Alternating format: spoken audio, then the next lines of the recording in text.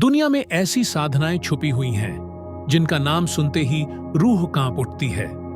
ऐसी साधनाएं जिनके बारे में आम लोग सोचने तक की हिम्मत नहीं करते, पर तंत्र परंपरा के असली साधक इन्हें न सिर्फ जानते हैं बल्कि अपने अनुभव से जीते भी हैं।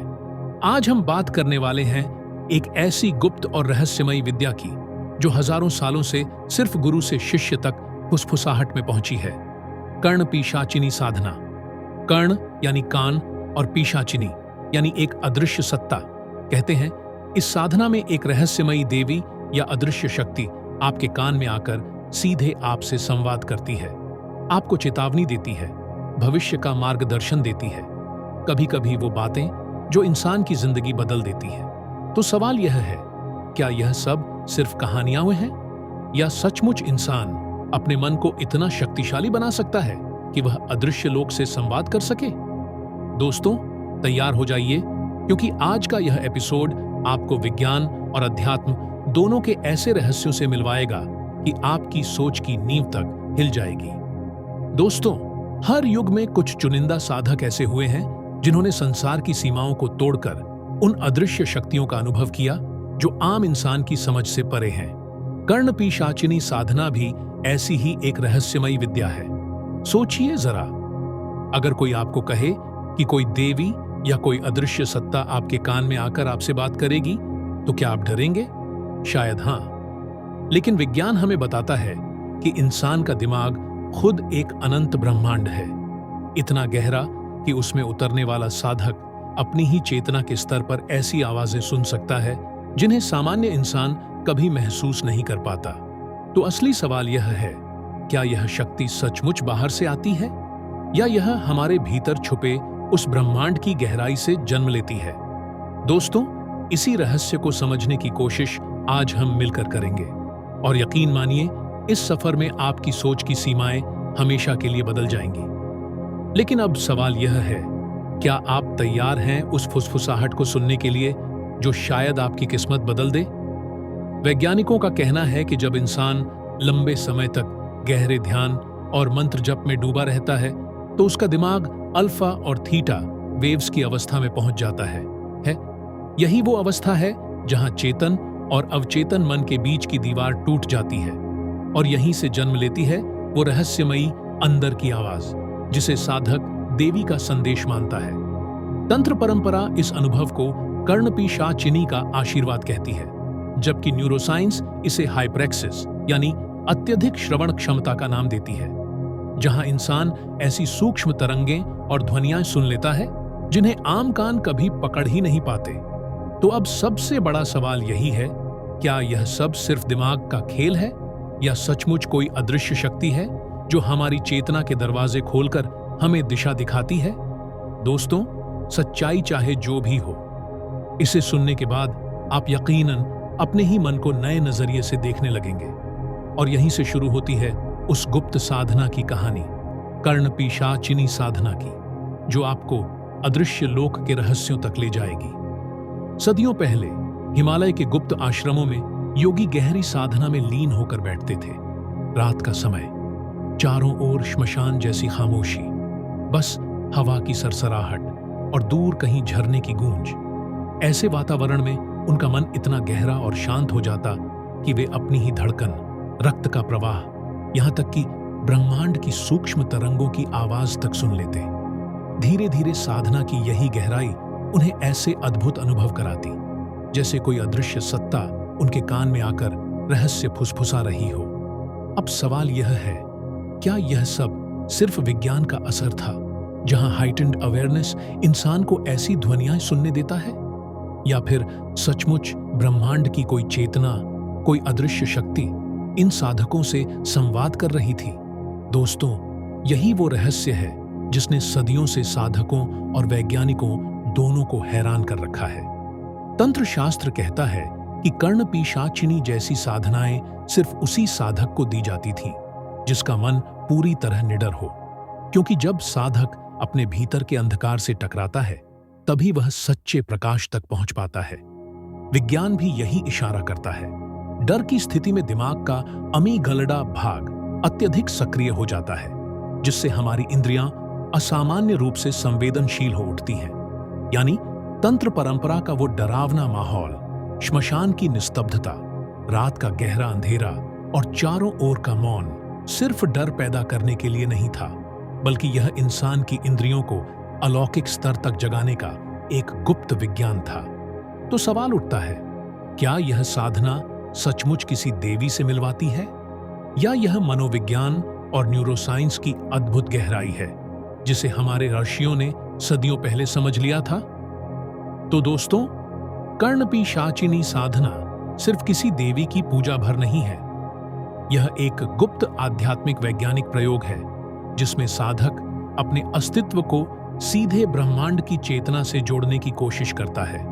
लेकिन याद रखिए, जितनी बड़ी शक्ति उतना ही बड़ा खतरा, क्योंकि जब कोई साधक अपने मन की गहराइयों में उतरता है तो वहां उसे केवल रोशनी ही नहीं बल्कि घना अंधकार भी मिलता है, और उस अंधकार से सामना करना किसी भी साधक के लिए आसान नहीं होता। इसीलिए कहा गया है, इस साधना में कदम रखने वाला साधक अगर अपने गुरु की कृपा और अडिग साहस के बिना आगे बढ़े तो उसका मन टूट सकता है, उसकी चेतना डगमगा सकती है। सवाल यही है, क्या हर कोई इस गुप्त साधना के अंधकार को झेलकर उस प्रकाश तक पहुंच सकता है, या फिर यह विद्या सिर्फ चुनिंदा निडर आत्माओं के लिए ही बनी है? आज की दुनिया में कर्णपिशाचिनी साधना लगभग खो चुकी है, लेकिन इसका रहस्य आज भी लोगों को अपनी ओर खींचता है, क्योंकि हर इंसान के मन में यह सवाल तो उठता ही है, क्या सचमुच कोई अदृश्य शक्ति है जो हमें रास्ता दिखाती है? क्या वाकई कोई रहस्यमयी सत्ता है जो हमारे कान में आकर हमारी किस्मत फुसफुसाती है, या फिर यह सब केवल हमारे ही दिमाग का खेल है, हमारी चेतना का ऐसा रहस्य जिसे विज्ञान अब तक पूरी तरह समझ नहीं पाया? दोस्तों, यही वो सवाल है जो इस साधना को अब तक जिंदा रखे हुए है और जिसकी खोज आज भी लोगों को रोमांच और रहस्य की उस दुनिया में खींच ले जाती है। दोस्तों, इस सीरीज में हम आपको कर्णपिशाचिनी साधना के हर पहलू से रूबरू कराएंगे। इसका रहस्यमयी इतिहास, इसके पीछे छुपे रहस्य, आधुनिक विज्ञान की व्याख्या और इसके गहरे आध्यात्मिक संदेश, ताकि आप समझ सकें कि साधना केवल अद्भुत शक्तियां पाने का साधन नहीं है, बल्कि आत्मा को पहचानने और ब्रह्मांड से जुड़ने का मार्ग है। तो जुड़े रहिए हमारे साथ, क्योंकि अगले भाग में हम आपके सामने खोलेंगे वो रहस्य। आखिर क्यों इस साधना का नाम सुनते ही लोग कांप उठते हैं? क्यों यह साधना डरावनी मानी जाती है? और इसके भीतर ऐसा क्या छुपा है जो इसे साधकों के लिए सबसे रहस्यमयी विद्या बना देता है?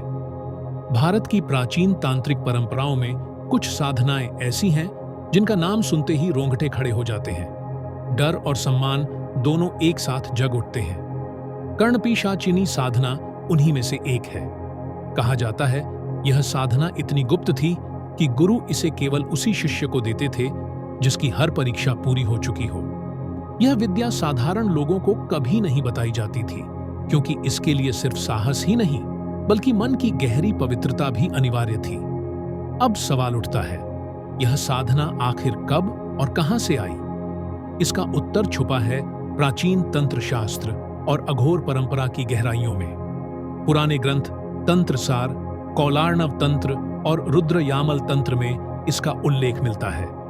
इन ग्रंथों में कहा गया है कि यह साधना 64 योगिनी विद्या की श्रृंखला का हिस्सा है। और याद रखिए, ये 64 योगिनियां साधारण शक्तियां नहीं, बल्कि वे अदृश्य, सूक्ष्म और अकल्पनीय चेतनाएं हैं जो ब्रह्मांड के हर कोने में विद्यमान हैं। तो सवाल यही है, क्या कर्णपिशाचिनी साधना सचमुच इन अदृश्य योगिनियों से संवाद कराती है, या यह केवल साधक के मन की गहराइयों में छुपी उस शक्ति का रहस्य है जिसे विज्ञान अब तक पूरी तरह समझ ही नहीं पाया? कहते हैं, हजारों साल पहले तिब्बत और नेपाल की रहस्यमयी घाटियों में तांत्रिक साधक यह साधना श्मशान में करते थे। श्मशान को वे मृत्यु का अंत नहीं बल्कि जीवन के परम सत्य का प्रतीक मानते थे।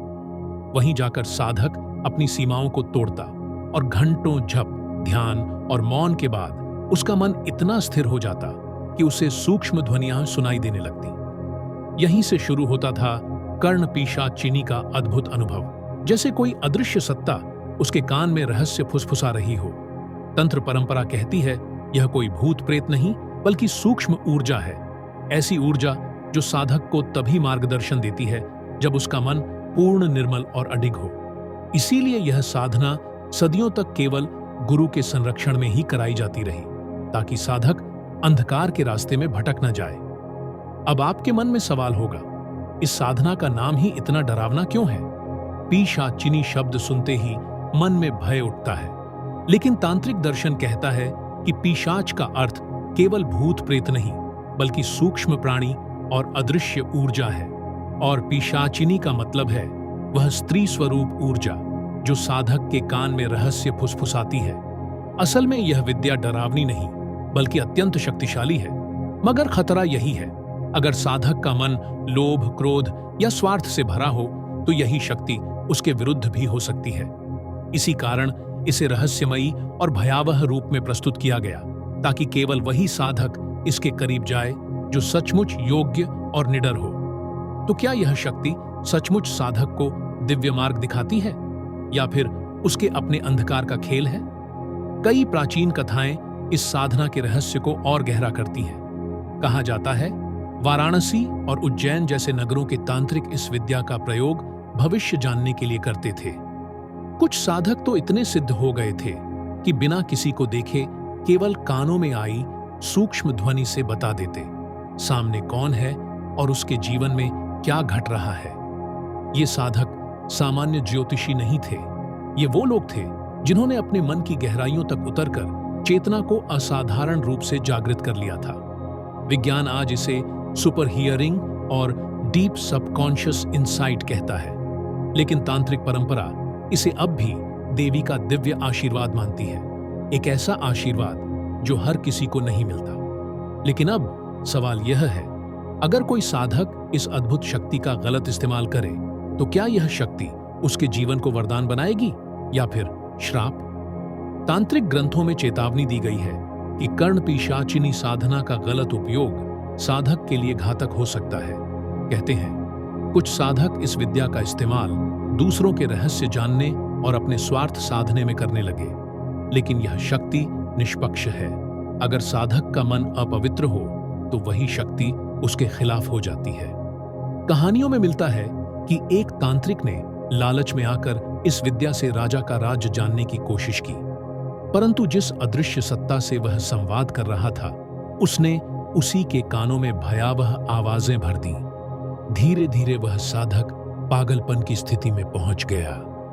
दिन रात उसे कानों में अनजानी फुसफुसाहट सुनाई देती जिसने उसका जीवन नष्ट कर दिया।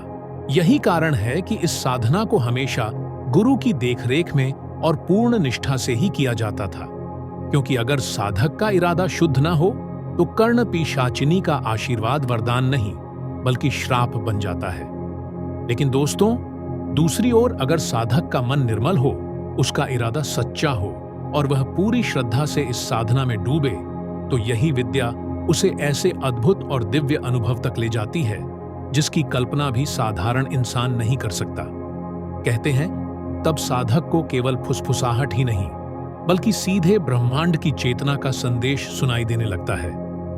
आज की आधुनिक दुनिया में जहां ध्यान को, मेडिटेशन और माइंडफुलनेस को एक फैशन बना दिया गया है, वहीं कर्ण पिशाचिनी जैसी साधनाएं हमें याद दिलाती हैं कि असली ध्यान केवल रिलैक्सेशन नहीं है। यह ध्यान इतना गहरा होता है कि साधक अपने मन की सबसे गहरी तहों तक उतर जाता है और वहां उसे ऐसे रहस्य दिखाई देते हैं जो सामान्य इंसान की समझ से परे हैं। इसीलिए प्राचीन काल में इस साधना को अत्यंत सम्मान दिया गया, क्योंकि जो साधक इसे सिद्ध कर लेता वह समाज के लिए भूत प्रेत बुलाने वाला नहीं बल्कि एक रक्षक और मार्गदर्शक माना जाता था। ऐसा व्यक्ति जो अदृश्य चेतना से संवाद करके दूसरों की रक्षा कर सके। एक अद्भुत कथा मिलती है हिमालय के एक साधक की। कहा जाता है वह महीनों तक एकांत गुफा में बैठकर कर्ण पिशाचिनी का जप करता रहा। शुरुआत में उसे केवल अपनी दिल की धड़कन सुनाई देती, फिर शरीर में बहते रक्त की ध्वनि, धीरे धीरे गुफा के बाहर बहती हवा की सरसराहट भी उसके भीतर गूंजने लगी। और फिर एक दिन अचानक उसे महसूस हुआ जैसे कोई कोमल आवाज उसके कान के पास आई और बोली, डर मत, मैं तेरे भीतर की ही शक्ति हूं। उस क्षण से उसका जीवन बदल गया। उसके चेहरे पर अद्भुत शांति और अलौकिक तेज झलकने लगा। यह कथा हमें संकेत देती है कि कर्णपिशाचिनी साधना केवल एक रहस्य नहीं, बल्कि आत्मा की गहराई तक उतरने का अदृश्य द्वार है। दोस्तों, कर्णपिशाचिनी साधना हमें दिखाती है कि इंसान का दिमाग कितना रहस्यमयी और असीमित है।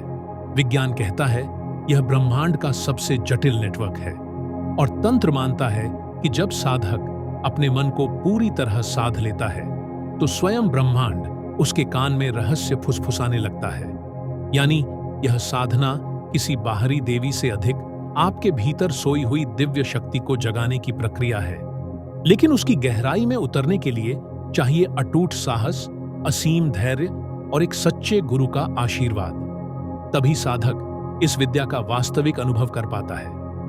अगले भाग में हम आपके सामने खोलेंगे इस साधना की वैज्ञानिक व्याख्या, कौन से ब्रेन वेव्स इसमें सक्रिय होते हैं, क्यों साधना के लिए रात और श्मशान का चयन किया गया, और कैसे हमारे दिमाग के न्यूरल पाथवे हमें अदृश्य तरंगों और सूक्ष्म संकेतों को सुनने की क्षमता देते हैं। तो जुड़े रहिए हमारे साथ, क्योंकि आगे जो रहस्य आप जानने वाले हैं वे आपकी सोच की सीमाएं तोड़कर आपको चेतना की नई दुनिया में ले जाएंगे। और हाँ दोस्तों, अगर आपको यह वीडियो पसंद आया हो तो इसे लाइक और शेयर जरूर करें, ताकि और लोग भी इस रहस्य से जुड़ सकें। कमेंट में हमें बताइए, क्या आप अगले भाग की गहराई जानना चाहते हैं? हम आपके हर कमेंट को पढ़ते हैं और उसी से तय होता है कि अगला हिस्सा कब आएगा। चैनल को सब्सक्राइब करें और बेल आइकॉन दबाएं, ताकि नया भाग सबसे पहले आप तक पहुंचे। और अगर आप हमारे काम को दिल से सपोर्ट करना चाहते हैं तो सुपर थैंक्स का बटन आपके लिए है। आपका छोटा सा सहयोग हमें और भी गहरे और अनोखे रहस्य आपके सामने लाने की ताकत देता है। मिलते हैं अगले भाग में एक और रहस्य, एक और खोज के साथ।